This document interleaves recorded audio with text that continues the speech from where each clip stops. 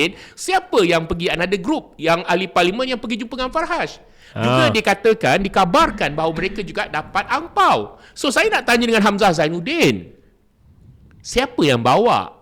Hamzah, saya dah tahu siapa yang bawa, tapi saya tanyalah Hamzah Zainuddin, tolonglah bagi kepastian. Kita pun tahu Hamzah Zainuddin rapat dengan Dr. Sam, rapat dengan Taki, dan kita difahamkan juga daripada PAS itu yang pergi juga adalah kem-kem daripada Sam dan Taqiyuddin. Dan lepas tu benda yang paling tak masuk akal, Anas, mengenai duit yang diterima ni, Anas, kita dengar sendiri daripada orang PAS kan, di mana duit itu PAS pusat minta bagi kepada PAS pusat kan. Tapi ada yang juga disuruh pulangkan balik. Tetapi yang ada seorang ahli parlimen pergi pulangkan balik. Kenapa nak PAS tak suruh bagi kepada PAS pusat? Kenapa tak suruh pulangkan balik duit tu kepada Farhaj? Adakah PAS nak kena dicemari dengan kata PAS pun terima duit Farhaj? Okey.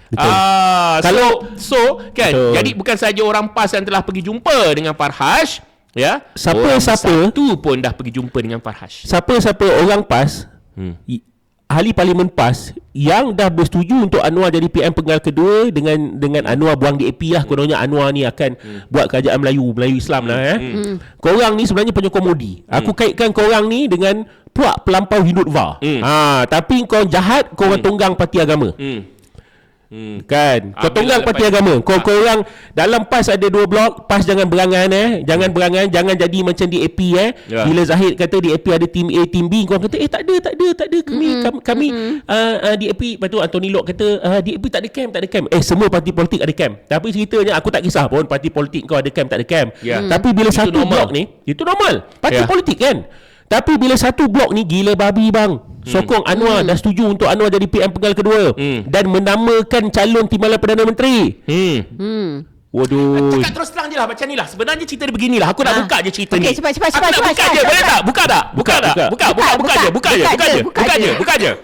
Okey lah. Dia dah ceritalah pasal bagaimana Rumah Agong ini. Rumah Agong ni dijanjikan kepada Dr. Sam sebagai timbalan Perdana Menteri bila Anwar Ibrahim menjadi Perdana Menteri untuk penggal yang kedua. Jadi apabila orang-orang PAS yang atas-atas jumpa dengan kami dan kami berbincang mengenai perkara ini, ada yang setuju. Ada yang setuju dalam PAS ni. Diorang dah setuju, dah ramai yang setuju. Kononnya ini bagus.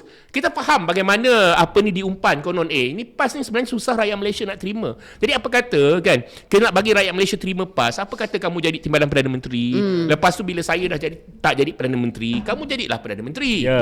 Okey. So ini yang dah janjikan kan, kita dengar sendiri bagaimana offer itu untuk menjadikan timbalan Perdana Menteri adalah Dr. Sam.